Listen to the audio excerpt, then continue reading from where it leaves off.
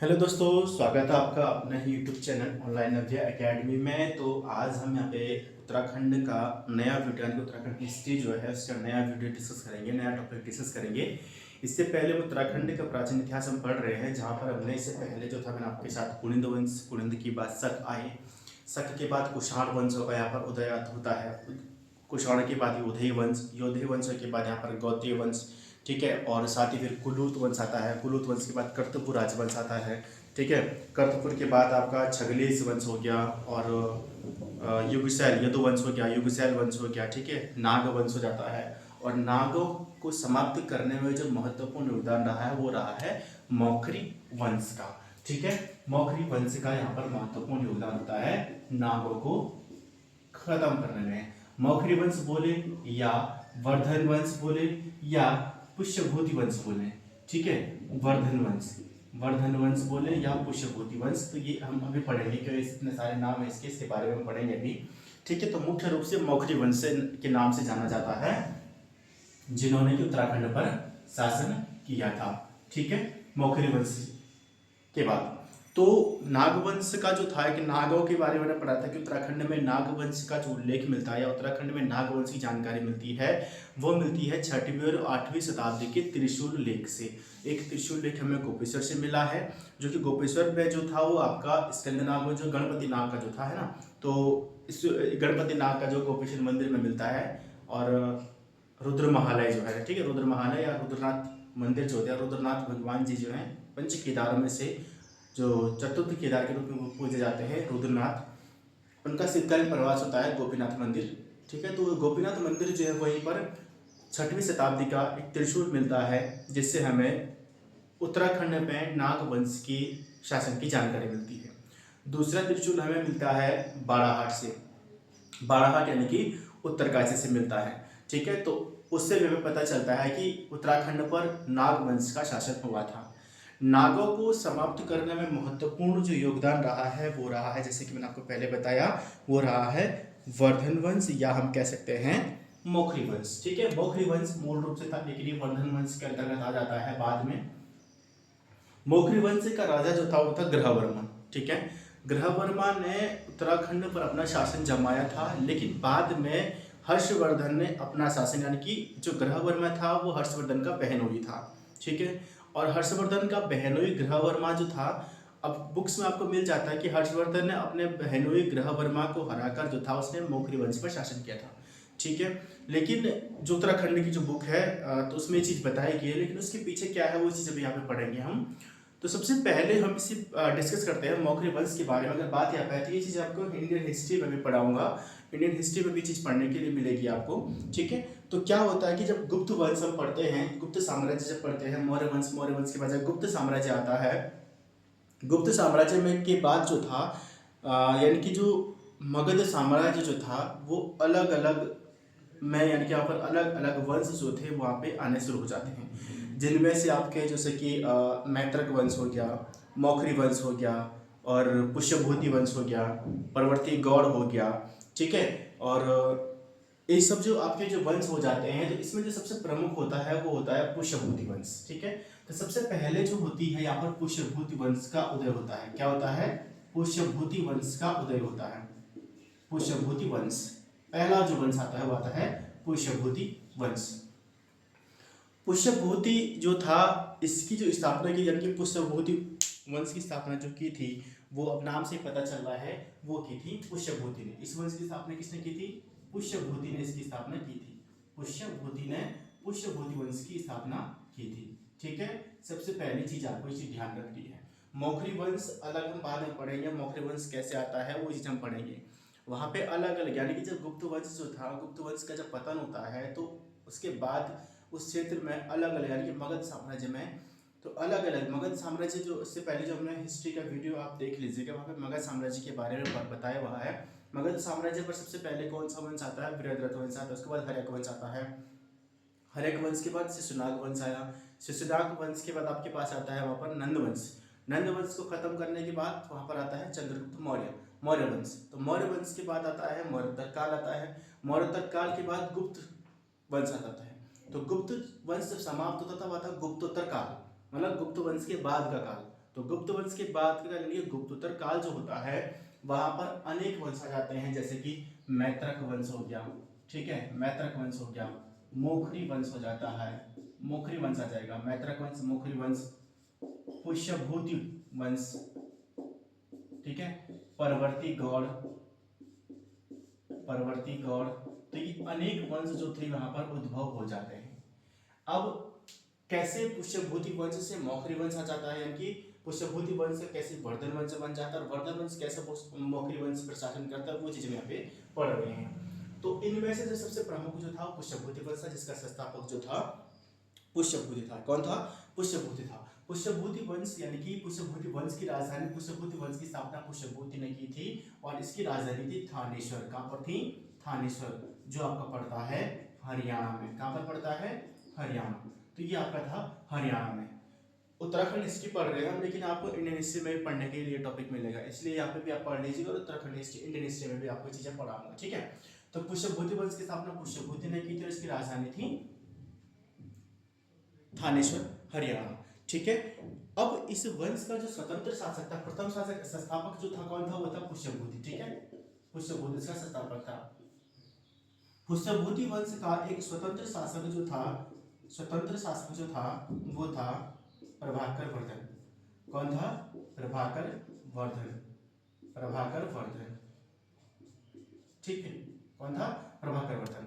तो इस वंश का स्वतंत्र शासक, पुष्यभूति वंश का स्वतंत्र शासक था प्रभाकर वर्धन। देखिए प्रभाकर वर्धन के बारे में हम यहाँ पे बात करेंगे। स्वतंत्र शासक का मतलब ये हो गया कि शक्तिशाली जो शासक रहा है, सबसे ज्यादा इसने यहाँ पर शासन किया है और अपने आप को स्वतंत्र रूप से यहाँ पे रखा है, किसी के अंडर में नहीं था, ठीक है। पुष्यभूति वंश का स्वतंत्र शासक कौन था? प्रभाकर वर्धन था। और इसने यहाँ पर वर्धन वंश के कह सकते हैं कि सबसे प्रभावशाली शासक था, सबसे शक्तिशाली शासक था। और इसी ने यहाँ पर जो था, यानी कि परम भट्टारक महाराजा धीराज की विष्णु उपाधि धारण की थी, ठीक है। अब इसकी पत्नी का नाम था, इसकी पत्नी थी यशोमती। कौन थी? यशोमती। प्रभाकर वर्धन की पत्नी का नाम था यशोमती। प्रभाकर वर्धन की पत्नी का नाम क्या था? यशोमती। जिससे इनके यानी कि प्रभाकर वर्धन के थे दो, तो उसके पुत्र थे, ठीक है, दो पुत्र थे और एक पुत्री थी, ठीक है, दो पुत्र थे और एक पुत्री थी। दो पुत्र में जिसका बड़ा पुत्र था वो था राज्यवर्धन, प्रभाकर वर्धन का बड़ा पुत्र का नाम था राज्यवर्धन और छोटा जो पुत्र था वो था हर्षवर्धन। दो पुत्र थे, बड़ा पुत्र का नाम था राज्यवर्धन और छोटे पुत्र का नाम था हर्षवर्धन। और एक पुत्री थी जिसका नाम था राजश्री, एक पुत्री थी जिसका नाम क्या था? राजश्री था। ये था प्रभाकर वर्धन यानी कि वर्धन वंश, पुष्यभूति वंश का स्ट्रक्चर ये है। अब यहां से कैसे मौखरी वंश में आ जाता है वो चीज हम यहाँ पे पढ़ेंगे। अब क्या हुआ कि इसकी पुत्री जो थी राजश्री जो थी, इसका विवाह जो था वो मौखरी का राजा था ग्रहवर्मा। मौखरी शासक जो था ग्रहवर्मा, ठीक है, क्या था? ग्रहवर्मा था। राजश्री का जो विवाह जो था कन्नौज का, यानी कि कन्नौज का मौखरी वंश, ठीक है। अब देखिए कन्नौज का मौखरी वंश, मौखरी राजा था, मौखरी वंश का राजा, मौखरी वंश का राजा था ग्रहवर्मा, जिससे राजश्री का विवाह हुआ था। मौखरी वंश का उत्पत्ति कहां पर हुई है? मौखरी वंश उत्पत्ति हुई है वो हुई है कन्नौज में। कहां पर हुई है? कन्नौज में। बात यहां तक क्लियर है, ठीक है। नहीं क्लियर होगी तो हम बाद में फिर से समझाएंगे, लेकिन इस टॉपिक को पूरा करेंगे यहाँ पे, ठीक है। यहाँ पे आपको पूरी चीज समझ में आ जाएगी। राजश्री का विवाह हो जाता है ग्रहवर्मा से। ग्रहवर्मा जो था वो मौखरी का राजा था कन्नौज से। अब देखिए वर्धन वंश यानी कि पुष्यभूति वंश का मौखरी वंश के साथ क्या हो गया? यहाँ पे संबंध बन गए, ठीक है। तो यानी कि दोनों जो थे वो एक साथ मिल गए यहाँ पे।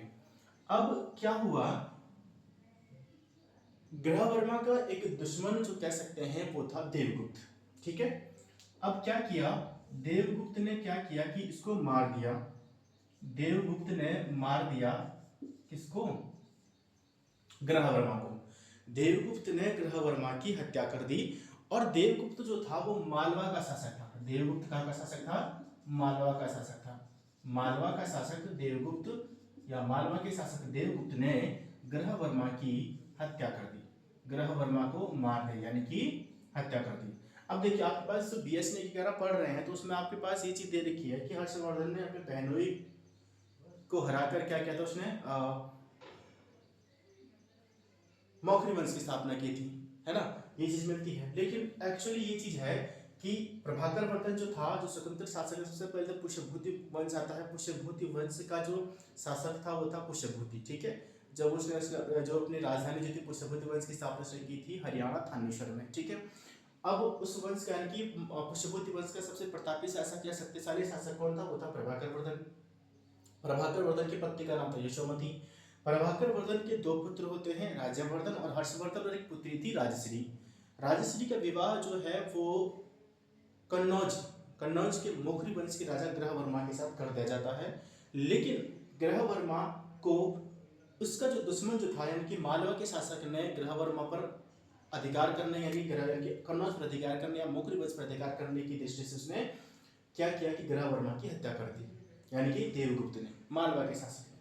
अब ये बात पता चलती है राज्यवर्धन को, और राज्यवर्धन ने क्या किया कि इसने सीधे मालवा पर हमला कर दिया और इसने देवगुप्त को हरा दिया। देवगुप्त को हरा दिया और हराकर इसकी हत्या भी कर दी, मार ही दिया उसको। देवगुप्त की हत्या कर दी राज्यवर्धन ने। राज्यवर्धन ने जब देवगुप्त को मारा, अब ये देवगुप्त जब था तो वापस जब ये आ रहा था, देवगुप्त वापस आ रहा था, तो इसी का दोस्त जो था, यानी कि इसी का मित्र था, देवगुप्त का मित्र था शशांक। देवगुप्त का मित्र था शशांक, जो कि गौड़ नरेश था। परवर्ती गौड़ मैंने आपको बताया ना, गौड़ नरेश। गौड़ नरेश शशांक ने क्या किया, वापस जब राज्यवर्धन आ रहा था तो इसने क्या किया कि धोखे से शशांक ने राज्यवर्धन को मार दिया। इस शशांक ने क्या किया, राज्यवर्धन को मार दिया अपनी दोस्त की मौत का बदला लेने के लिए। अब यहाँ पर राज्यवर्धन की जब मृत्यु हो जाती है तो हर्षवर्धन उस समय था 16 वर्ष का। क्या था, 16 वर्ष का।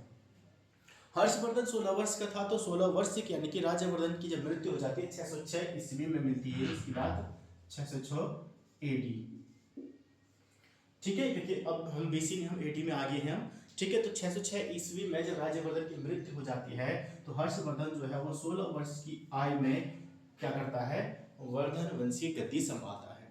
वर्धन वंश की गद्दी संभालता है, और इसकी जो है, इसको जो हर्षवर्धन को शिलादित्य के नाम से भी जाना जाता है। क्या जाना जाता है, शिलादित्य के नाम से जाना जाता है। अब क्या क्या था, जब हमने यहाँ पे देखा कि हर्षवर्धन का जो प्रभाकर वर्धन के दो पुत्र हम यहाँ पे पहुंचे थे, राजश्री का विवाह था ग्रहवर्मा के साथ। ग्रहवर्मा जो था मोखरी वंश का राजा था, कन्नौज में इसका शासन चल रहा था। तो देवगुप्त ने क्या किया कि ग्रहवर्मा की हत्या कर दी और उसकी यानी कि जो उसकी पत्नी यानी कि राजश्री को क्या किया, उसने बंदी बना लिया, यानी कि हर्षवर्धन की बहन को बंदी बना लिया। ये बात जब पता चलती है राज्यवर्धन को, तो राज्यवर्धन सीधे देवगुप्त पर आक्रमण करता है और उसकी हत्या कर देता है। हत्या करके अपनी बहन को छुड़ाता है, और जब वहां से वापस आ रहा था, यानी कि वापस जब आ रहा था, तो धोखे से देवगुप्त का जो मित्र था शशांक, जो कि गौड़ नरेश था, उसने राज्यवर्धन की हत्या कर दी 606 ईस्वी में। 606 ईस्वी में जब राज्यवर्धन की हत्या की जाती है, उसके बाद हर्षवर्धन 16 वर्ष की आयु में वर्धन वंश की गद्दी पर बैठता है। अब मोखरी वंश जो था वो वर्धन वंश बन गया था अब यहाँ पे, क्योंकि मोखरी वंश, अब क्योंकि देखिए यहाँ पे क्या था, शशांक को, ठीक है, शशांक तो हम पहुंचे थे। हर्षवर्धन जैसे गद्दी पर बैठता है, सबसे पहले वो शशांक को मार देता है। हर्षवर्धन ने क्या किया, जब गद्दी पर बैठा तो उसने अपने भाई के हत्यारे शशांक को भी मौत की घाट उतार दिया। अब क्या हुआ, देखिए, जब अब यहाँ पे क्या था, मोखरी वंश पहले अलग था, पुष्यभूति वंश अलग था, परवर्ती गौड़ अलग था। अब पुष्यभूति वंश का क्या हो गया था, इससे संबंध होता था मोखरी वंश से, लेकिन मोखरी वंश से तो मालवा शासक के अंतर्गत चला गया था, है ना। अब मालवा शासक को फिर हराया किसने, राज्यवर्धन ने। फिर पुष्यभूति वंश के अंतर्गत आ गया, यानी कि मोखरी वंश पुष्यभूति वंश के अंतर्गत आ गया था। फिर शशांक ने मार दिया था राज्यवर्धन को, और फिर हर्षवर्धन ने राज्यवर्धन को मार दिया। तो यानी कि कुल मिलाकर पुष्यभूति वंश ने क्या किया, अब गौड़ नरेश शशांक को मार दिया यहाँ पे, तो परवर्ती गौड़ और मोखरी दोनों इसके अंडर में आ गए। तो यानी कि अब जब पुष्यभूति वंश जो था वो मोखरी वंश जो उसके अंतर्गत आ गया, और यहाँ पे उसका नाम फिर अब यहाँ जाने लगा वर्धन वंश के नाम से। अब हर्ष ने क्या कर दिया, हर्षवर्धन ने क्या कर दिया, शशांक को भी मार दिया था, और उसने फिर इसके बाद शशांक यानी कि गौड़ को भी अपने, यानी कि परवर्ती गौड़ जो था उसको भी अपने अधिकार में ले लिया। और यहाँ पे फिर हर्षवर्धन का शासन जो था वो आपके पास हर्षवर्धन की पुष्यभूति वंश के अंतर्गत जो था मौखरी वंश और परवर्ती गौर भी आ गए और इस पूरे को जाना जाने लगा वर्धन वंश के नाम से। ठीक है, वर्धन या हर्षवर्धन काल हम इसको पढ़ते हैं इंडियन हिस्ट्री में। हर्षवर्धन को शिलादित्य के नाम से भी जाना जाता है। ठीक है, अब मौखरी वंश की जो हिस्ट्री हमने पढ़ी है, ये चीज हमें मिलती है बाणभट्ट की हर्षचरित से। कहां से मिलती है? बाणभट्ट की हर्षचरित से। बाणभट्ट जो था वो हर्षवर्धन का राजकवि था जिसने हर्षचरित नामक पुस्तक लिखी है। हर्षचरित या कादंबरी, दो पुस्तकें इसकी है, हर्षचरित और कादंबरी जो है बाणभट्ट ने लिखी है। और हमें उत्तराखंड पर मौखरी वंश यानी कि वर्धन वंश के इतिहास की जानकारी जो मिलती है वो बाणभट्ट की हर्षचरित से मिलती है। ठीक है, तो ये इसके बीच का हिस्ट्री था जो हमने यहाँ पे पढ़ा है। अब जब यहाँ पे इसी के शासनकाल की यहाँ पे बात करें तो हर्षवर्धन का यहाँ पर शासन यहाँ पर स्टार्ट हो जाता है। ठीक है, कहाँ पर? उत्तराखंड में। अब हम आते हैं उत्तराखंड पे।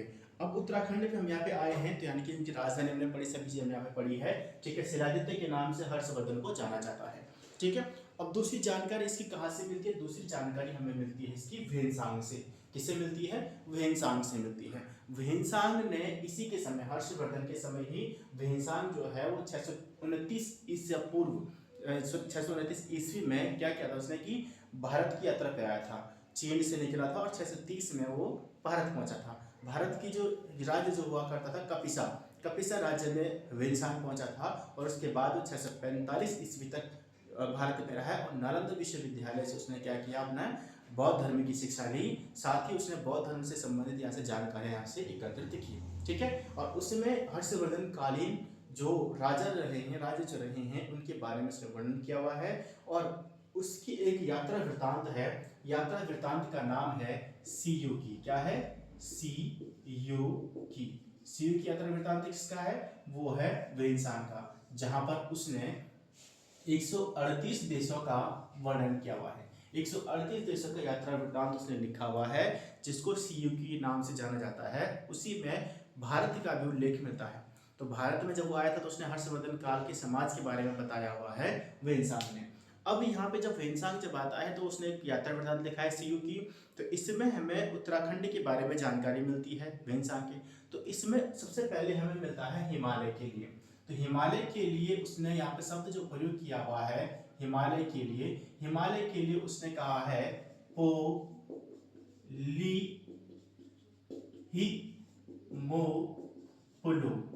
पोलीहिमोपुलु जो है उसने ये नाम दिया है हिमालय को। ठीक है, और हरिद्वार को उसने नाम दिया हुआ है, हरिद्वार को कहा उसने मोयुलो। क्या कहा है? मोयुलो। मायापुर हरिद्वार का प्राचीन नाम क्या है? मायापुर है और उसको मोयुलोस ने कहा है। और गंगा को उसने एक नाम दिया है, वो कहा है महाभद्रा। ठीक है, क्या कहा है? महाभद्रा कहा है। ठीक है, अब ये जो था हमारे पास ये था वर्धन वंश का काल था जो उत्तराखंड की जानकारी मिलती है। पहला तो हमने इससे बाणगढ़ के हर्षचरित से मिलती है, दूसरा में वेनसांग की सीयू की से भी पता चलता है। अब क्या है वो यहाँ पे चीज आपके पास है, क्योंकि डायरेक्ट आपके पास आप पढ़ेंगे बुक में अगर आप पढ़ते हैं सीयू की में अगर आप पढ़ेंगे उत्तराखंड की जो आप बीएसएनए की पढ़ेंगे तो आप उसने ये चीज लिखी हुई है कि बहनोई को हराकर जो था उसने यहाँ पर शासन किया था। लेकिन अगर आप लुसाइन में पढ़ेंगे तो वहां पर आपको सारी चीजें मिल जाएगी किस तरीके से वहां पर उसने किसको हराया था और कैसे उसने फिर मौखरी वंश को भी अपने अंडर लिया था और क्या चीज थी, कौन कौन से वंश उसने अपने अंडर लिए थे, किन पर उसने अधिकार किया था। ठीक है, तो ये चीज आपके पास है। कान्यकुब्ज में जब वर्धन वंश का जो था क्या हुआ कि कान्यकुब्ज में यानी कि लगभग 647 ईस्वी के आसपास 647 ईस्वी में क्या हुआ, जब वर्धन वंश का अंत होता है तो हर्ष की मृत्यु जो कान्यकुब्ज जो था पूरा जो क्षेत्र जो था पूरा का पूरा जो था कान्यकुब्ज क्षेत्र के नाम से जाना गया था। और जब हर्ष की मृत्यु हो जाती है तो ये जो यानी कि जो उत्तराखंड का जो एरिया जो उसके अंतर्गत आता था वो 3 भागों में बट गया। कौन कौन से 3 भाग हो जाते हैं? वो 3 भाग बढ़ जाते हैं, कहाँ पे लिखे हुए जगह है, तो 3 भागों में बढ़ जाता है। कौन कौन से? एक होता है ब्रह्मपुर, ठीक है, दूसरा आता है शत्रुघ्न और तीसरा आता है गोविशान। हर्ष की मृत्यु के बाद जो था जो उत्तराखंड जो था या उत्तराखंड का जो एरिया जो हर्षवर्धन के अंतर्गत जो आता है, हर्षवर्धन के अंडर में जिस पर उसने शासन किया हुआ था, जो हर्षवर्धन के अंडर में था, उसे ब्रह्मपुर, शत्रुघ्न और गोविशान 3 भागों में वो बट गया था। ठीक है, क्लियर है यहाँ तक। तो 3 भागों में जब बढ़ जाता है तो सबसे बड़ा जो था इसमें, जो सबसे बड़ा था, इसका वर्णन भी हमें सीयूकी से पता चलता है। सीयूकी में हमें पता चलता है कि 3 भागों में बढ़ गया था, ठीक है। और सबसे बड़ा जो इसमें था वो था ब्रह्मपुर, जो था वो सबसे बड़ा रहा था, ठीक है। ब्रह्मपुर इसमें सबसे बड़ा था, और जिसमें हर्षवर्धन के बाद जो होता है कि हर्षवर्धन के मधुबन और बांसखेड़ा जो अभिलेख है, मधुबन और बांसखेड़ा अभिलेख जो है, उससे हमें पता चलता कि हर्षवर्धन के बाद यहाँ पर पौरव वंश का शासन रहा था। किसका? पौरव वंश का शासन रहा था, ठीक है। जिसमें से मार्कंडेय पुराण हो गया, मार्कंडेय पुराण और वृत्त संहिता में जो था जो पौरव वंश जो रहे हैं वो इस क्षेत्र यानी कि जो उत्तराखंड गढ़वाल क्षेत्र, जिसको पर्वताकार बोलते थे। क्या बोलते थे? पर्वताकार बोलते थे, ठीक है। तो अब हम यहाँ पे पढ़ेंगे कौन सा? पौरव वंश के बारे में। किसके बारे में? पौरव वंश के बारे में। तो पहले इसको हटा देते हैं, फिर देखते हैं पौरव वंश। हर्षवर्धन के बाद मैंने आपको क्या बताया? मधुबन और बांसखेड़ा जो अभिलेख है उससे पता चलता है कि उत्तराखंड पर हर्षवर्धन के बाद क्या था? कौन सा वंश आ गया था? पौरव वंश आ गया था, ठीक है। तो इसको हम फटाफट हटा देते हैं, फिर हम पढ़ते हैं पौरव वंश के बारे में।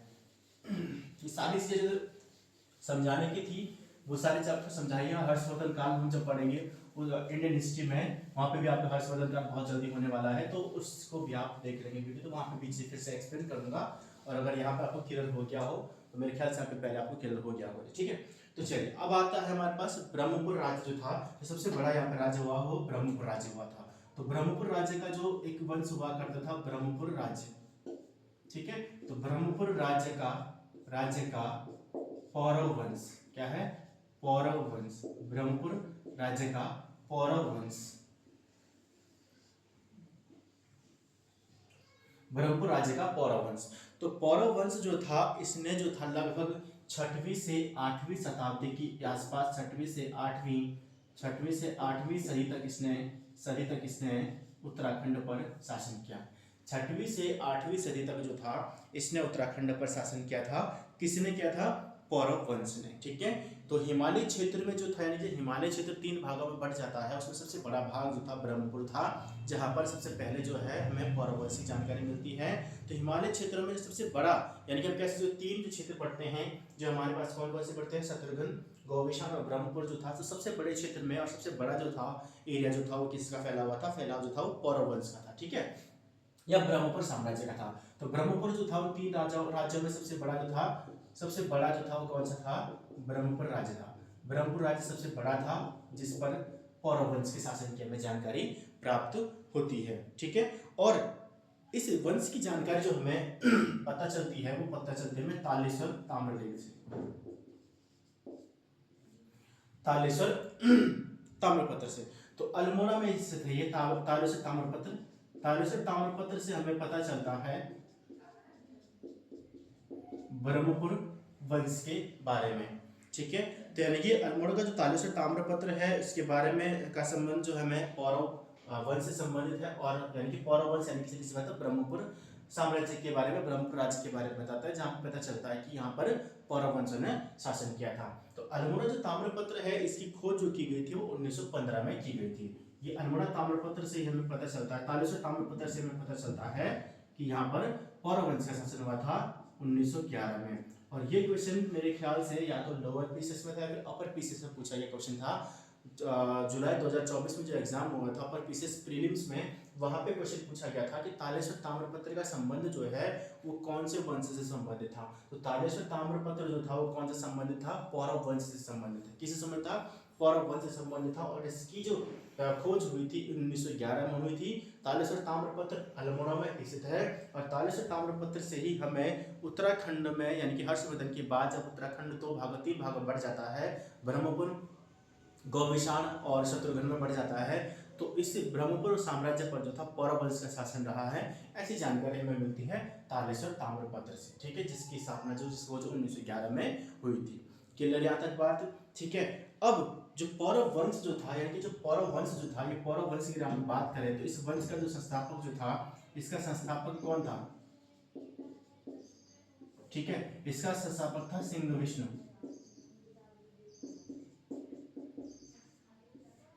ठीक है। इसका संस्थापक कौन था? सॉरी, ये तो सिंह विष्णुवर्मन, विष्णुवर्मन, सिंह विष्णु तो इस वंश का शासक हुआ करता था, एक शासक था, हो गया ना।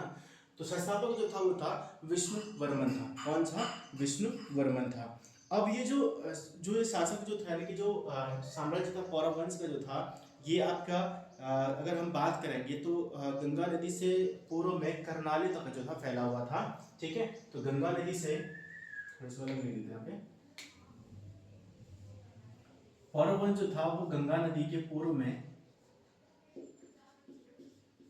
गंगा नदी के पूर्व में जो था करनाली तक जो था ये फैला हुआ था। गंगा नदी के पूर्व में करनाली तक जो था ये फैला हुआ था। ठीक है, और जो नरेश जो थे, ब्रह्मपुर नरेश जो थे, जो उनको जो ब्रह्मपुर जो नरेश वो सोनवंशीय राजा कहलाते थे। ठीक है, तो ये राजा जो क्या कहलाते थे यहाँ पे? सोनवंशीय राजा कहलाते थे। कौन से? सोनवंशीय राजा कहलाते थे। जो यहाँ पे जो थे वो कौन थे? सोनवंशीय राजा ये कहलाते थे। तो पौरव वंश जो था, ये जो ताम्रपत्र जो है कि जो आपका जो तालेश्वर ताम्रपत्र की अगर हम बात करते हैं तो इसमें हमें एक दो नाम और मिलते हैं, जैसे कि द्युतिवर्मन मिलता है और विष्णुवर्मन। ठीक है, द्युतिवर्मन तालेश्वर ताम्रपत्र में हमें द्युतिवर्मन और विष्णुवर्मन के नाम मिलते हैं। द्युतिवर्मन और विष्णुवर्मन के नाम हमें यहाँ पे देखने को मिलते हैं। ठीक है, ये जो ताम्रपत्र तालेश्वर ताम्रपत्र जो है, अगर आपके पास की भाषा आ जाती है तो कौन सी भाषा में? संस्कृत भाषा में है। कौन सी भाषा में है? संस्कृत भाषा में है। और ताम्रपत्र ब्राह्मी लिपि में है। कौन सी लिपि में है? ब्राह्मी लिपि में है। कौन सी लिपि में है? ब्राह्मी लिपि में लिखा गया है। यानी कि तालेश्वर ताम्रपत्र जो है वो संस्कृत भाषा में है और ब्राह्मी लिपि में इसको लिखा गया है, तालेश्वर ताम्रपत्र को, जो कि जिसका संबंध जो है वो पौरव वंश से संबंधित है। जिसका संबंध क्या है? पौरव वंश से है। ठीक है, तो पौरव वंश के जो राजा जो थे, पौरव वंश के राजा जो थे, यानी जो पौरव वंश है इसके राजा जो थे स्वयं को, पौरव वंश के राजा जो थे इस क्षेत्र को, ठीक है, जो क्षेत्र जिसमें यानी कि उत्तराखंड क्षेत्र को वो पर्वताकार बोलते थे। क्या बोलते थे? पर्वताकार।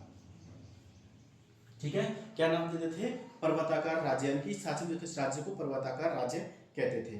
ठीक है, तो पौरव वंश यानी कि पौरव वंश के जो ताम्रपत्र हैं उनमें हमें मुख्यतः 5 शासकों के नाम मिलते हैं, जिनमें आपके पास विष्णुवर्मन हो गया और अग्निवर्मन हो गया, द्युतिवर्मन आदि जो थे इनके नाम यहाँ पे मिलते हैं। ठीक है, तो पौरवों के जो वीरनेश्वर स्वामी जो थे, यानी कि पौरवों के जो कुल देवता जो थे, पौरव वंश के कुल देवता जो थे वीरनेश्वर स्वामी, वीरनेश्वर स्वामी जो थे इनके कुल देवता थे। क्या थे? कुल देवता थे। वीरनेश्वर स्वामी पौरव वंश के कुल देवता थे। और पौरव जो शासक रहे हैं, पौरव शासक जो रहे सोन वंश से राजा रहे हैं, और इन्होंने यानी कि जो पौरव वंश के राजा जो रहे हैं इन्होंने परम भट्टारक महाराजाधिराज, यानी कि महाराजाधिराज परम भट्टारक महाराजाधिराज और महाराजाधिराज परम भट्टारक की इन्होंने उपाधि धारण की थी। ठीक है, तो ये था आपके पास पौरव वंश से संबंधित। ठीक है, तो यहाँ पे हर्षवर्धन के बाद कौन सा वंश आता है? पौरव वंश आता है। ठीक है, इसका हम प्रशासन अभी पढ़ेंगे। ठीक है, तो एक बार फिर से नजर डाल देते हैं कि हर्षवर्धन की जब मृत्यु हो जाती है तो गढ़वाल क्षेत्र यानी कि जो उत्तराखंड जहाँ पर यानी कि जो कन्याकुब्ज जो इसका नाम दिया गया था, कन्याकुब्ज पूरा नाम दिया गया था इसको, तो ये 3 भागों में बढ़ जाता है।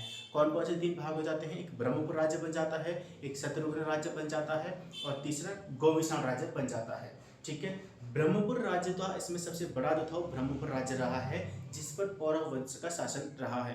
पौरव वंश की जानकारी जो हमें मिलती है वो तालेश्वर ताम्रपत्र से मिलती है। तालेश्वर ताम्रपत्र अल्मोड़ा में है और जिसकी खोज 1911 में की गई थी। और इस तालेश्वर ताम्रपत्र में हमें द्युतिवर्मन और विष्णुवर्मन के नाम मिलते हैं और इससे पता चलता है कि उत्तराखंड पर यानी कि ब्रह्मपुर साम्राज्य पर क्या था? पौरव वंश का शासन यहाँ पर हुआ करता था।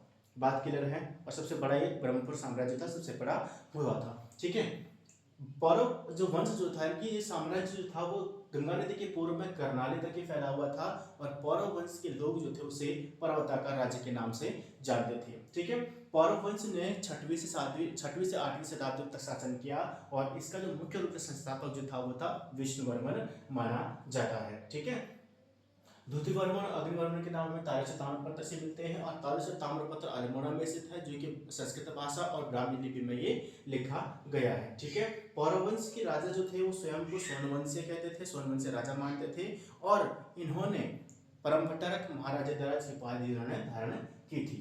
ठीक है, पौरव वंश के जो कुल देवता जो थे वो वीरणेश्वर स्वामी इनके कुल देवता हुआ करते थे। ठीक है, तो ये था आपके पास पौरव वंश के बारे में।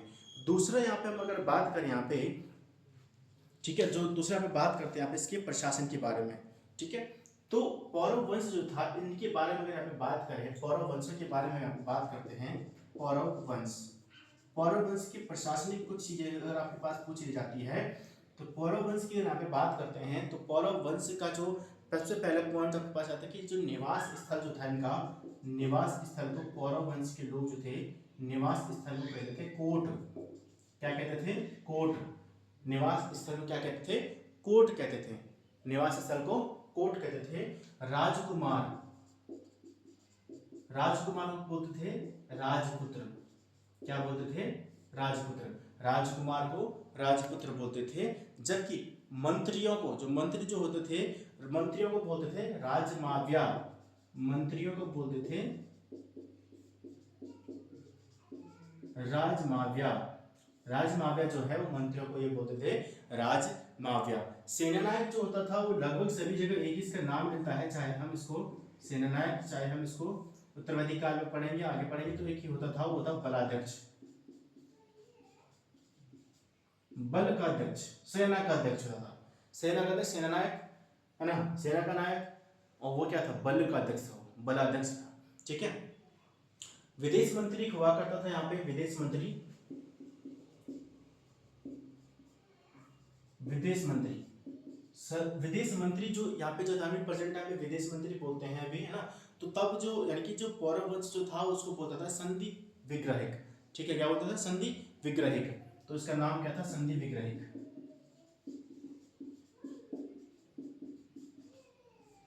संधि विग्रहिक जो था वो विदेश मंत्री को बोला जाता था। लेखक वर्ग जो था, लेखक वर्ग जो प्रधान जो था उसको बोला जाता था द्विवीरपति बोला जाता था उसमें। ठीक है, और जो पदातिक सेना का प्रबंधन की पैदल चलने वाली सेना थी इसके प्रमुख को बोला जाता था जमनपति। क्या बोला जाता था? जमनपति बोला जाता था, यानी कि जमीन पर चलने वाला जमनपति। ठीक है, पैदल चलने वाले, पैदल का मतलब जमीन पे चलेगा, तो जमीन पे चलेगा यानी कि जमनपति। ठीक है, तो पदातिक सेना जो था, पैदल चलने वाली सेना का जो प्रमुख था उसको जमनपति बोला जाता था। वहीं भूकर वसूलने वाले, जो भूकर यानी कि भूमि पर लगने वाले कर को वसूलने वाला जो होता था उसको बोला जाता था भागिक। क्या बोला जाता था? भागिक बोला जाता था। ठीक है, तो पौरव वंश की आय के स्रोत जो था वो मुख्य रूप से पौरव वंश का जो आय का स्रोत जो था वो था भूमि कर ही था। क्या था? भूमि कर, यानी कि जमीन पर लगने वाला कर ही उनके आय का प्रमुख स्रोत हुआ करता था। ठीक है, और जो भूकर जो था यानी कि पौरव वंश का जो आय का स्रोत प्रमुख जो था वो था भूकर। क्या था? भूमि कर इसका प्रमुख स्रोत था। भूमि का प्रमुख स्रोत जिसको बोला जाता था भाग। ठीक है, भूमि का प्रमुख स्रोत था और जिसको भाग कहा जाता था। ठीक है, और इसी में यानी कि अगर गुप्तचर का जो अलग अलग तरीके के यहाँ पे जो गुप्तचर के कार्य करते थे, अगर यहाँ पे गुप्तचर की बात करें, गुप्तचर को यहाँ पे एक शब्द दिया जाता था गुप्तचर, वो होता था कटुक। क्या होता था? कटुक। कटुक जो था वो बोला जाता था गुप्तचर को, तो गुप्तचर को बोला जाता था। ठीक है, तो पौरव वंश का जो प्रशासन जो था, या जो कह सकते हैं कि आय का स्रोत जो था पौरव शासकों का, वो था भूकर जो था या भूमिकर था, जिसको भाग बोला जाता था। ठीक है, और पौरव वंश में इन्होंने जो भूमि जो थी उसको दो भागों में बांटा हुआ था। तो भूमि लेने की, भूमि का तो कर्ज तभी लेंगे जब उन्होंने उसका काम क्या होगा। ठीक है, तो केदार भूमि एक होती थी, केदार भूमि, एक होती थी सिंचित भूमि। ठीक है, तो दो तरीके से इन्होंने सिंचित नहीं, सारी भूमि, तो सिंचित और असिंचित तो अलग अलग हो जाती है ना, सारी भूमि। तो जो पौरव वंश के शासक जो थे इन्होंने अपनी भूमि जो थी उसको दो भागों में बांटा था, उसको केदार और सारी कहा जाता था। केदार जो थी वो सिंचित भूमि थी, केदार भूमि सिंचित भूमि थी, जबकि सारी जो थी वो असिंचित भूमि थी। ठीक है, जब सौ नहीं आएगा यानी कि और शुरू होगा तो सारी, और केदार यानी कि सिंचित भूमि। केदार जहां तक पानी पहुंच जाता था उससे बोला जाता सिंचित भूमि, और जहां तक पानी नहीं पहुंच पाता था उसको बोलते थे असिंचित भूमि। ठीक है, तो दो भागों में इन्होंने बांटा था पौरव वंश के शासकों ने अपनी भूमि को, एक थी केदार भूमि, दूसरी थी सारी भूमि। यहाँ पर तालेश्वर ताम्रपत्र में जो है हमें एक शब्द मिलता है उद्यानों के लिए, उसने वटक शब्द का प्रयोग किया है। क्या है? वाटिका। वाटिका से वटक शब्द का पे प्रयोग किया गया है। संस्कृत में उद्यानों की क्या बोलते हैं? वाटिका बोलते हैं ना। तो वाटिका यानी कि उद्यान को वाटिका बोला जाता है, तो उद्यान को वाटिका यानी कि वटक शब्द जो है वो उद्यान के लिए प्रयोग किया गया है तालेश्वर ताम्रपत्र में पौरव वंश यानी कि पौरव वंश के समय जो जानकारी की मेनली हमें पर तालेश्वर ताम्रपत्र की जानकारी हमें किससे क्या मिलती है, उसमें पौरव वंश की जानकारी मिलती है। तो तालेश्वर ताम्रपत्र से ही हमें उद्यानों के लिए वटक शब्द का प्रयोग भी मिलता है, ठीक है। और यहाँ पे भूमि मापने की अलग अलग विधियां थी, जैसे द्रोण वापम हो गया, कुल्या वापम हो गया, खारी वापम हो गया, ठीक है। तो अलग अलग विधियां जो थी वो क्या थी यहाँ पे भूमि को नापने की थी, द्रोण वापम, कुल्या वापम और खारी वापम, ठीक है। तो अलग अलग विधियां जो थी वो भूमि को मापने की यहाँ पर अपनाई जाती थी। दूसरा यहाँ पे राज्य था जो था आपका शत्रुघ्न, ठीक है। दूसरा कौन सा था, शत्रुघ्न। आई होप आपको ब्रह्मपुर साम्राज्य जो राज्य था पौरव वंश का वो यहाँ पे क्लियर हो गया होगा। तो हम बात करते हैं यहाँ पे अगले यानी कि शत्रुघ्न वंश की, शत्रुघ्न राज्य की, सॉरी वंश नहीं, शत्रुघ्न राज्य की। तो ब्रह्मपुर यहाँ पे सबसे बड़ा था, उसके बारे में यहाँ पे पढ़ा, उसके प्रशासन पढ़ा हमने यहाँ पे।